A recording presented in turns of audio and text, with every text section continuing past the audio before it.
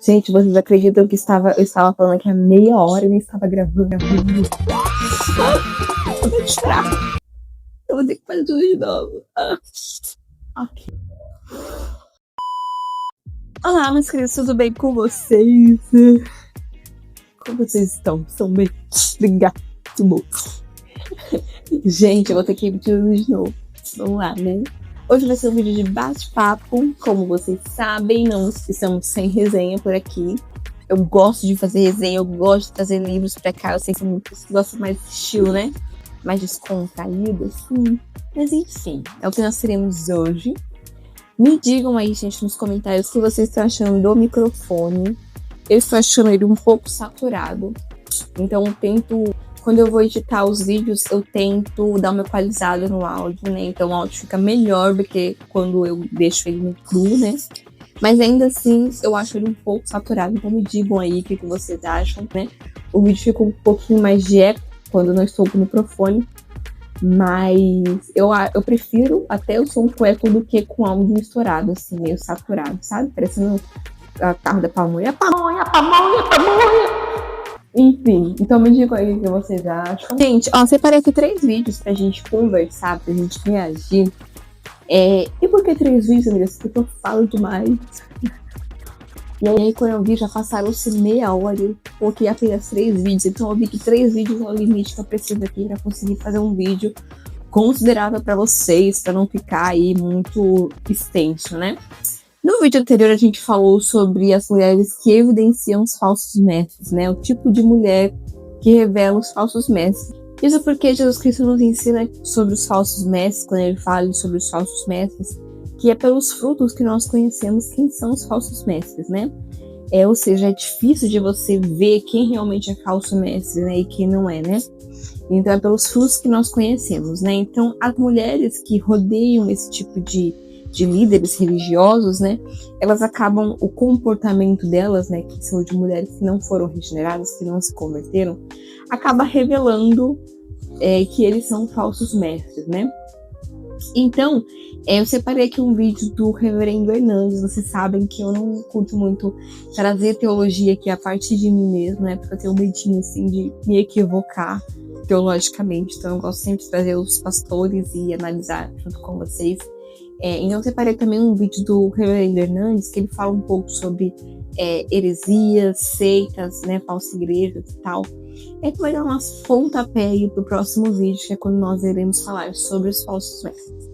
Mas, como esse é o pontapé do próximo vídeo, então eu vou deixar o vídeo do Reverendo Hernandes por último. E vamos reagir a 2 anteriores aqui. O primeiro vídeo, gente, que eu separei aqui pra gente é um vídeo até antigo, da Anitta. E aí a pessoa que fez o vídeo aqui colocou 2 vídeos juntos, né? Um da Anitta falando e o outro da Camila Barros, né? E vocês sabiam que vendo esse vídeo eu concordei mais com a Anitta do que com a Camila Barros? Gente, eu sei que vocês que estão aqui, vocês sabem que eu sou contra o pastorado feminino, né? Mas não é só porque é Camila Barros, é porque também o contexto aqui em que essa pregação que ela, né, foi inserida aqui, né? Esse contexto desse vídeo não fez muito sentido, sabe, esses 2 vídeos juntos. Vou botar na tela e depois a gente conversa. Ninguém consegue ficar no auge o tempo inteiro, manter isso tudo e ser genuinamente feliz. Que a gente só é genuinamente feliz se a gente, mesmo que perder tudo isso, continue feliz. Eu acho que para você fazer isso que eu fiz, de estar em todos os lugares ao mesmo tempo, tem que ter um vazio muito grande, sabe? Para você nem pensar em você, só querer mais atenção, mais atenção. E eu acho que esse vazio meu era muito grande. E não importava o sucesso que eu fizesse. Nada preencher esse vazio, porque o vazio tá dentro, não tá fora. E a gente fica querendo preencher o vazio com coisa que tá fora. E aí, se amanhã eu perder tudo isso, eu vou ser feliz? É isso que eu quero testar. Eu quero testar, parar e falar assim, peraí, eu vou ter que aprender a ser feliz sem nada disso. Eu acho que é pra mim, é pra todo mundo. Tá sangrando por dentro.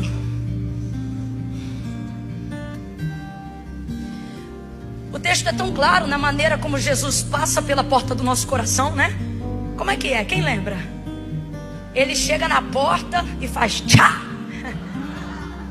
Bum. Estou à porta aí. O que abrir? Se vai abrir, é porque tem a chave do lado de... Você tem a chave. Mas a razão, sua santidade deturpada. Gente, então vocês acreditam que eu concordei mais com a Anitta do que com a Camila Barros? Isso que a Anitta falou é bem interessante e é o que Salomão disse em Eclesiastes. Quando a gente lê Eclesiastes, a gente entra em depressão, né? Foi o livro da depressão de Salomão, né? E quem foi Salomão? Salomão teve tudo que a Anitta teve. Salomão teve fama, poder, dinheiro. Ele teve muitas mulheres, né? 1000 mulheres especificamente, né? A Bíblia fala sobre a rainha de Sabá, né? Uma rainha que veio de longe para conhecer a sabedoria de Salomão, porque ela tinha ouvido falar, né, de terras distantes sobre a sabedoria de Salomão. Então Salomão era famoso, ele era reconhecido em todos os reinos. E aí a rainha de Sabá vem com todo o seu exército, com toda a sua pompa, né, de rainha. Ela traz presentes, traz riquezas, né, para Salomão. Então, você pensa, nossa, a pessoa que tem tudo isso é uma pessoa muito feliz, né? E aí Salomão escreve Eclesiastes. Vaidade de vaidade. Que adianta o rico e o pobre? O rico e o pobre vai todos no mesmo lugar, né? Todo mundo é morrer no final, todo mundo vira caveira. Então, a consequência de tudo que Salomão teve foi tristeza, vaidade de vaidades. Essa crise também aconteceu em João capítulo 4, né? Quando Jesus ali conversa com a mulher samaritana. Jesus foi de propósito junto ao poço, ali onde ela retira a água, porque ele queria falar de sede, ele queria falar daquela sede insaciável que o ser humano sem Deus tem, e ele quer satisfazer, mas nunca está contente, nunca é bom o suficiente, e você precisa de mais, de mais, de mais. E aí ele fala, você vai lá chamar o seu marido, e ela fala, não tenho marido. Ele falou, disseste bem, que você já teve 5 maridos, e o que você tem agora não é seu. Então ela estava ali naquela carência, ela estava querendo buscar preencher um vazio no coração dela, de que ela não sabia como, e Jesus mostra, eu sou. Quem beber da água que meu pai der jamais terá sede. E aí ele começa a conversar com aquela mulher, e ele começa a se revelar para ela, e ele começa a mostrar para ela o que realmente ia satisfazer a alma dela. E aí nós temos o contraponto que fizeram aqui, que foi o vídeo da Camila Barros, né? Esse texto que a Camila Barros usou é o texto que está em Apocalipse, que fala da igreja de Laodiceia, né? Esse que estou à porta e bato. E o contexto ali de Apocalipse era um texto que foi escrito para uma igreja, ou seja, para crentes. Jesus está falando com crentes, com quem já tinha se convertido. Então, quando ele fala, esse estou à porta e bato, ele está falando de crentes que estavam deixando Jesus do lado de fora.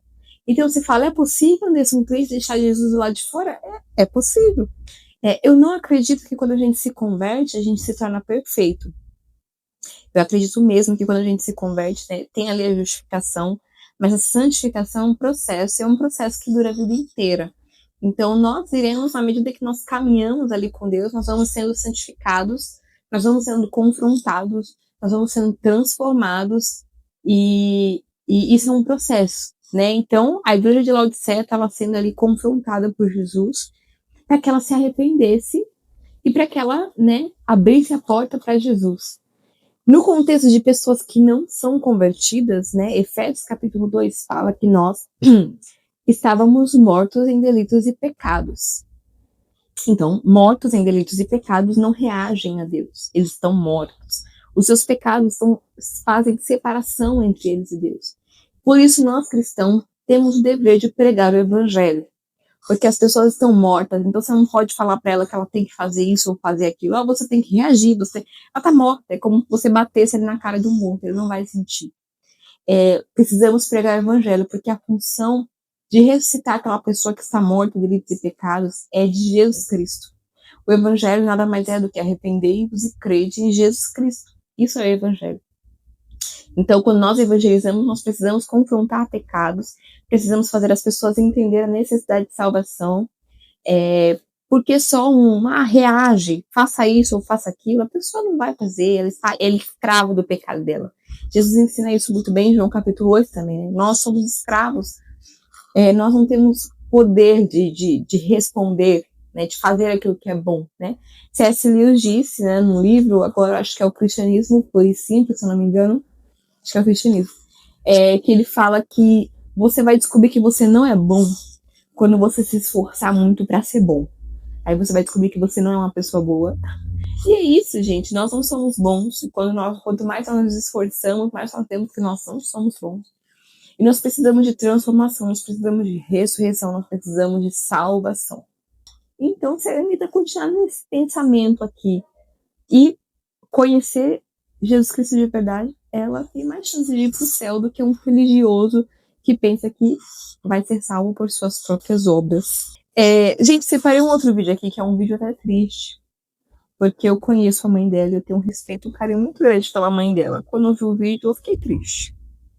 Mas esse é o tipo de pessoa que eles têm uma ideia tão deturpada do evangelho, do que é o cristianismo, né, do que é a palavra de Deus, que se um crente não tiver realmente firmado na palavra de Deus, né, pelo Espírito, né, realmente não por mera intelectualidade, mas pelo Espírito, ele é arrastado por essa ideia, né? Então, vou botar o vídeo na tela e a gente volta aqui. Oi, gente, eu não sei se vocês ficaram sabendo, mas eu voltei a me considerar uma diva cristã. Tá passada. Até porque o meu problema nunca foi com Jesus Cristo, gente. Jesus Cristo é massa. O meu problema sempre foi com crente fundamentalista. E chegou pra mim aqui essa camisa linda, olha isso, do Novas Narrativas Evangélicas. Olha isso aqui, coisa mais linda. Evangemodas com um lacre de diversidade. Eu amei. Veio esse caderno também aqui, gente, olha que lindo. O Cristo abençoando todos. Adesivinhos, militando, horrores, ó. Vai tomando. E o Novas tem essa proposta, né, de pregar uma fé coletiva e conectada com pautas sociais, do jeitinho que Jesus ensinou. E pra quem não sabe, gente, eu já participei do podcast dos Divos, então vai lá assistir e conheçam Novas Narrativas Evangélicas. Essa galera eu boto fé, viu? Então, Jesus, ele sempre se envolveu com pautas sociais, o jeitinho que Jesus gosta. Gente, que triste, né? Quem é ela? Ela é a Clara Tanuri, filha de Helena Tanuri. Eu gosto tanto da mãe dela, eu gosto tanto da Leninha. Deve estar até intimidade com a mãe dela, Heleninha. Andressa, mas você não é contra o passado feminino? Eu sou contra o passado feminino, mas eu acredito fielmente que a Helena Tanuri, ela tem um dom de profetisa. Né? Nós falamos sobre as profetisas da Bíblia, né? Já falamos sobre ela, já citei inclusive Edmeia Williams, a irmã Lídia, são mulheres assim que eu paro para ver, elas têm muita coerência bíblica, o que elas falam é muito coerente. Mas voltando aqui pro vídeo da Clarinha, né? Pautas sociais, gente, tem muitas pessoas que se dizem cristãs que realmente acreditam fielmente que o evangelho são pautas sociais. É você ajudar o pobre, é você dar comida pro mendigo, é você dar roupa pro necessitado. Tudo isso faz parte do evangelho, tudo isso faz parte de quem nós somos, mas isso não é o evangelho. O amor não é o evangelho, porque Jesus Cristo falou que o resumo da lei é amar a Deus sobre todas as coisas e o próximo como a ti mesmo. Isso é o resumo da lei. Você é salvo pela lei? Eu tô salvo pela lei? Aí você fala, mas Andressa, nós temos que amar? Temos que amar. Mas você já se esforçou para amar alguém? Já se esforçou para amar o seu inimigo? Não seu pai, não a sua mãe, não o seu filho, não. Amar o seu inimigo. É isso que a Bíblia exige de nós. Pois, se você não for um crente de verdade, que tem o Espírito Santo habitando em você, você não vai amar. Então, Jesus Cristo nos ensina que o amor é o resumo da lei. Ou seja, você não vai cumprir a lei por você mesmo, meu querido. O evangelho é outra coisa. O evangelho veio salvar pecadores. Aqueles que não conseguiam cumprir a lei, aqueles que não conseguem amar o seu próximo como a ti mesmo, muito menos amar a Deus sobre todas as coisas, né? Na primeira oportunidade de você ganhar um salário melhor, você abandona Deus e vai lá pro seu emprego. É a primeira oportunidade que você tem de, sei lá, arrumar um relacionamento que claramente não é bíblico, você vai lá porque você está com uma carência emocional. Então, amar a Deus sobre todas as coisas é algo que somente Cristo conseguiu. E que nós, pela fé dele, pela fé em Cristo Jesus, podemos prosseguir para esse alvo. Mas que é algo difícil. Se você realmente parar para tentar amar, você vai descobrir que não é tão. Então, meus queridos, evangelho não são pautas sociais. Evangelho é evangelho. Além de Deus nos amar, ele também é santo e justo. Todo pecado precisa ser punido. E como Deus quis nos dar uma segunda chance, ele enviou o seu Filho na plenitude dos tempos, nascido de mulher, nascido sob a lei, para ser o nosso Salvador. Então ele puniu o nosso pecado. Nossos pecados mataram Jesus. Não foi Pilatos que matou Jesus, não foram os judeus que matou Jesus. Os meus e os seus pecados mataram Jesus, para que todo aquele que nele crê não pereça, mas tenha vida eterna. Então, obviamente, né, como foi a continuação do vídeo que nós vemos aqui, né, essa pauta aqui, né, esse tipo de evangelho, né, que o apóstolo Paulo diz que se alguém trouxer um outro evangelho que não é o evangelho das escrituras, seja considerado o quê? Diga aí nos comentários. Esse evangelho que ela trouxe aqui, com, entre aspas, ele é do LGBTQIA+, né? Então, se os homossexuais se sentem muito especiais porque acham que Deus só odeia o pecado dele, não, Deus odeia o pecado de forma geral. Deus odeia, até falando nesse momento, Deus odeia, porque Jesus Cristo morreu da pior forma possível, sendo ele santo. E como é que Deus nos ama? Deus nos ama em Jesus Cristo. Todos aqueles que se arrependem, creem em Jesus Cristo, esses são aqueles que foram amados por Deus, porque agora eles vivem em novidade de vida, livres do pecado. Então, Deus odeia todo tipo de pecado, seja ele o ódio, seja ele a mentira, seja ele o orgulho, seja ele a fofoca, seja ele a glutonaria, a bebedice, ódio, enfim, todo tipo de pecado que você imaginar, Deus odeia. E as pessoas vão pro inferno se elas não se arrependerem dos seus pecados e crerem em Jesus Cristo. Vamos para o nosso último vídeo então, meus queridos. Que é o quê? O vídeo do Reverendo Hernandes que eu separei pra gente. Vai dar o nosso pontapé aqui do próximo vídeo. Nós vamos falar sobre heresias. E aí, esse aqui é de um podcast, deixa eu ver aqui, o Pobre Show. Eu já tinha visto ele, inclusive, em outros vídeos por aí. E aí é muito interessante, né? Que é um corte, né, do podcast. Eu vou cortar mais ainda, né? Pra não ficar tão longo assim aqui no vídeo. Mas aí, a partir daqui, nós iremos então para o próximo vídeo na tela. O que muda da igreja presbiteriana com relação às outras igrejas, como Batista, Assembleia, Congregação, sei lá, outras denominações? Quais são os principais pilares? Bom, veja bem, nós temos várias denominações evangélicas protestantes, né? Dentro do ramo histórico e dentro do ramo, nós chamaríamos de pentecostal. Eu entendo que só tem uma igreja, só tem um rebanho, só tem uma família. Jesus só tem uma noiva. Não importa a placa denominacional, se você tem a Bíblia com a palavra de Deus, se você crê que Jesus Cristo é o Salvador e o Senhor, se você crê que Deus é soberano, se você crê que Deus o Pai, Deus o Filho, Deus o Espírito Santo planejou, executa e consuma a nossa salvação, então você faz parte dessa família de Deus. As placas mudam, a igreja é una, é única. Agora, as denominações têm suas características. Ter flexibilidade para pensar numa igreja milenista, outra pré-milenista, outra pós-milenista. Mas eu não posso negociar a doutrina. O que é a doutrina? Jesus vai voltar. Segunda vinda de Cristo, ressurreição dos mortos, juízo final e condenação eterna e bem-aventurança eterna.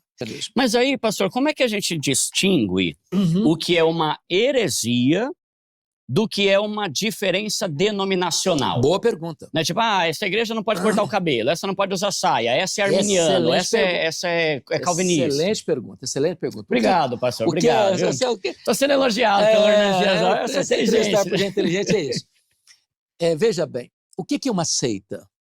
Uma seita é um grupo religioso que nega o que nós chamamos de doutrinas essenciais da fé. Por exemplo, um segmento religioso nega que a Bíblia é a única palavra de Deus.